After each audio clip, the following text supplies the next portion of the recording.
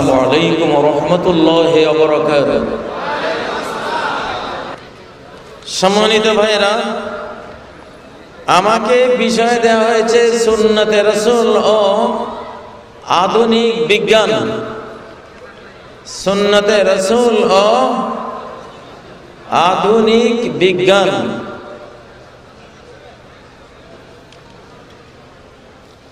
আল্লাহ তাবারাকা ওয়া তাআলা বিজ্ঞানকে সুন্নতের খাদেম বানিয়ে দিয়েছেন, কোরআনের খাদেম বানিয়ে দিয়েছেন। বিজ্ঞান সেটা জানুক আর না জানুক, বিজ্ঞান এই বিষয়ে অজ্ঞান যে সে অজান্তে সুন্নতের খেদমত করতেছে, এটা বিজ্ঞানের কিন্তু জানা নাই। ইন্নাল্লাহা লা ইউআইয়িদু হাযা দ্বীন বিররাজুলিল ফাজির ওয়া বিআকওয়ামিন লা খালাকা লাহুম। আল্লাহ তাবারাকা ওয়া তাআলা অবশ্যই এই দ্বীনকে সাহায্য করেন, সমর্থিত করেন, শক্তিশালী করেন। কাকে দিয়ে? বিররাজুলিল ফাজির, পাপিষ্ঠ ব্যক্তিকে দিয়ে। পাপিষ্ঠ ব্যক্তি জানে না, সে তার অজান্তেই দ্বীনের দ্বীনের সমর্থন সে চালিয়ে যাচ্ছে অবচেতন ভাবে, অজানা ভাবে। সে টের পাচ্ছে না, কিন্তু দ্বীনের বিরাট শক্তি তার দ্বারা অর্জিত হচ্ছে। এই জন্য মাঝে মধ্যে আমি বলি, বর্তমান কিছুদিন আগেও সারা বিশ্বের বিশ্ববিখ্যাত ইসলাম প্রচারক একজন মানুষ ছিলেন। তিনি হলেন, হয়তো অনেকে ভাবছেন কার নাম বলি, আইডিয়া কি করতে পারেন কার নাম বলতে পারি?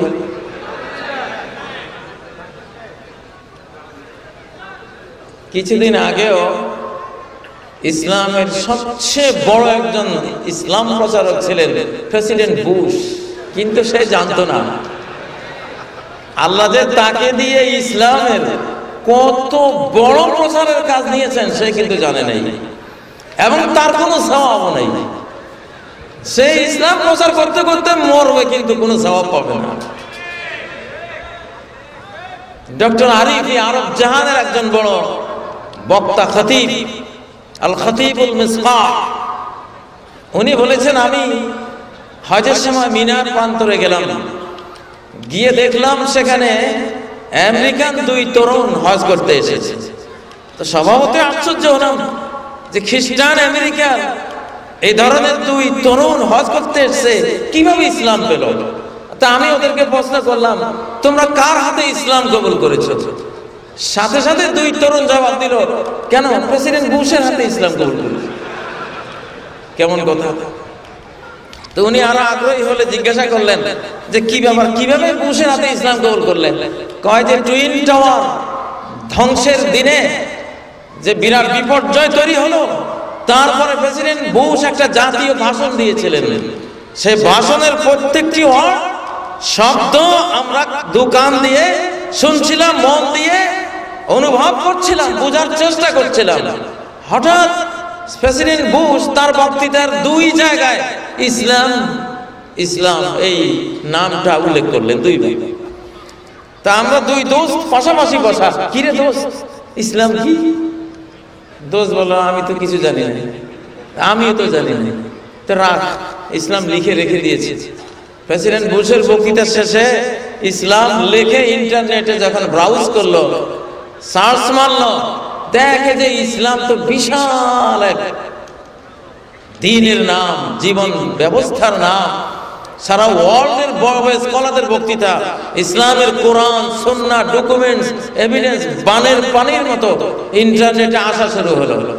ওই যে আমরা ইসলামে ঢুকলাম, দেখলাম যে আরে বুশ বিশাল বড় উপকার করেছে, আমাদের চোখ খুলে দিয়েছে।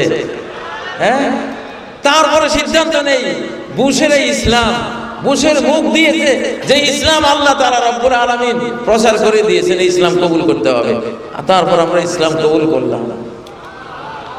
ইন্নাল্লাহা লা ইউআইয়িদু হাযা দ্বীন বিররাজুলিল ফাজির ফাসিক ফাজির দিয়ে আল্লাহ দ্বীনের প্রচার করবেন।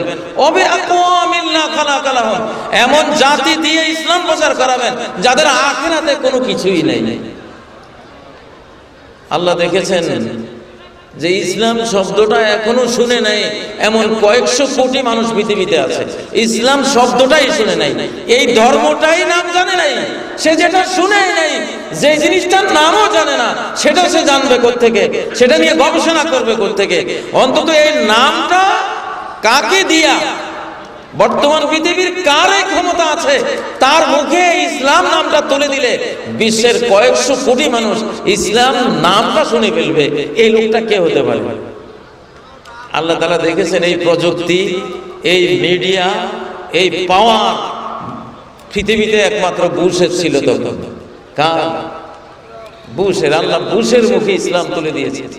শুধু ইসলাম শব্দটা, তুমি শুধু শব্দটা বলো, বলে শব্দটাকে দুর্নাম করো, তাতে কিছু যায় আসে না। চন্দন কাঠে যত আগুন লাগাবা তত এটা সুবাদ ছড়াবে আর দাম বাড়বে, ঠিক নয় কি? আমি যে সুন্নতে রাসূল আধুনিক বিজ্ঞান নিয়ে উঠেছি কিছু বলার জন্য, আমি এখানে সুন্নতে রাসূল আর আধুনিক বিজ্ঞানের সংযোগ দেখতে পাচ্ছি এই মজলিসেই। এই যে দেখেন আধুনিক বিজ্ঞান দাঁড়িয়ে আছে আমার সামনে সব। এইটা আপনাদের সবার পকেটে পকেটে আধুনিক বিজ্ঞান আছে না নাই? এরকম একটা কিছু, একটা বিস্ময়কর হাদিস বর্ণনা করেছেন ইমাম দারিমি, আবু নুআইম তার আল হিলিয়ার মধ্যে।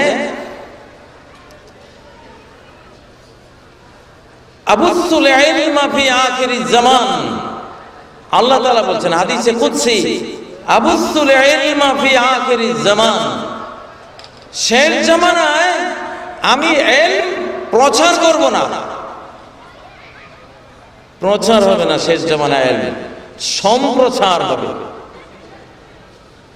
আরবি ভাষায় সম্প্রচারকে বাসুন বলা হয়, আল বাসুল মুবাশির ফি তিলফাজ, টেলিভিশনের সরাসরি সম্প্রচার। আল্লাহ তাআলা বলছেন আখিরি জামানায় জ্ঞান নশর হবে না, লাইসা আনশুর, মুখ দিয়ে ছড়াবো, মানুষের মুখ দিয়ে বলাবো, শুধু এটা না, আবুসুল ইলমা।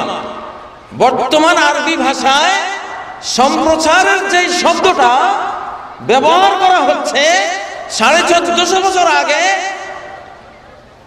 বিশ্ব ইতিহাসের সর্বাধুনিক নবী মুহাম্মদ সাল্লাল্লাহু আলাইহি ওয়াসাল্লাম তার জমানে পাকে এই শব্দটাই ব্যবহার হয়েছে।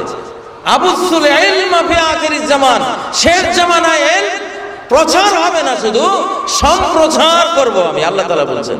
আর সম্প্রচার হয় ক্যামেরা দিয়া, মিডিয়া দিয়া, টেলিভিশন দিয়া, রেডিও দিয়া, ফেসবুক, ইন্টারনেট, এইসব দিয়া যেটা হয় এটাকে কি বলে?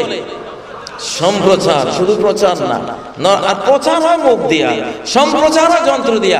যান্ত্রিক সম্প্রচারের কথা সরাসরি আমাদের হাদিসের ভান্ডারে রয়েছে। সুবহানাল্লাহ। মুহাম্মদ সাল্লাল্লাহু আলাইহি সাল্লাম যদি সত্য নবী না হতেন তাহলে এই শব্দটা তার মুখ দিয়ে আসতে পারত না, যে শেষ জামানায় এমন সব যন্ত্র, ইলেকট্রনিক মিডিয়া আল্লাহ তাআলা সৃষ্টি করবেন। এই ক্যামেরাগুলি কার মাখলুক? সব আল্লাহর মাখলুক। এখানে একটা আকীদার প্রশ্ন আছে। ক্যামেরা কিন্তু মানুষের নির্মিত, মানুষের সৃষ্ট নয়। সৃষ্ট কার? আল্লাহ। আলা লাহুল খালকু ওয়াল আমর, জেনে রাখো সৃষ্টি আল্লাহ, সৃষ্টি তার, কমান্ড তার। ইন্নাল্লাহা ইয়াসনাউ কুল্লা সানিইন ওয়া সানাআতা, আল-আদাবুল মুফরাদের মধ্যে ইমাম বুখারী এই হাদিসটি সংকলন করেছেন। প্রত্যেক নির্মাতা স্রষ্টা আল্লাহ, সে যা নির্মাণ করে তারও স্রষ্টা কে? আল্লাহ। এইসব ক্যামেরা নির্মাণের শ্রমিক হলো মানুষ, কিন্তু সৃষ্টিকর্তা কে? আল্লাহ তাআলা। এটা আকীদার প্রশ্ন। তাহলে শেষ জামানায় আল্লাহ ইলম ছড়িয়ে দেবেন সম্প্রচার করার মাধ্যমে। এখানে একটা সুন্নতে রাসূলের মধ্যে বিজ্ঞান পাওয়া গেল নাকি গেল না? ও ভাইরা একটু লক্ষ্য করুন, কেন আল্লাহ তাআলা সম্প্রচার করে ঘরে ঘরে জ্ঞান পৌঁছে দেবেন? এমন ভাবে সম্প্রচার হবে যে হাত্তা ইয়ালামাহু রাজুলু ওয়াল মারআ, পুরুষও জানবে, পুরুষের কাছেও জ্ঞান পৌঁছে যাবে, নারীর কাছেও জ্ঞান পৌঁছে যাবে। আমাদের এই যুগের আগে বাংলাদেশে নারীদের কাছে জ্ঞান প্রায় পৌঁছেইনি বললেই চলে, ঠিক নয় কি? কিন্তু আজকে আলহামদুলিল্লাহ আমাদের শ্রোতাদের মধ্যে নারীর এই সংখ্যা অনেক অনেক গুণ বেশি। টেলিভিশনে বসলে আমরা দেখি প্রশ্নের বন্যা বইয়ে দেয় আমাদের মায়েরা, বোনেরা। হাত্তা ইয়ালামাহু রাজুলু ওয়াল মারআ, নারী পুরুষ সবাই এই ইলম জেনে ফেলবে। ওয়াল আবদু ওয়াল হুর, দাস এবং স্বাধীন, পরাধীন আর স্বাধীন তাদের কাছে পৌঁছবে।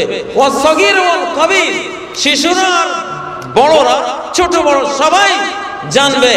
ফাইদা ফালতু যালিক, আল্লাহ বলছেন যখন ঘরে ঘরে জ্ঞান পৌঁছে দেব, আখাযতু বিহাক্কি আলাইহিম, তখন আমি যে হক মানুষের কাছে পাওনা, সেই পাওনাটা আমি নিয়ে নেব। কি পাওনা?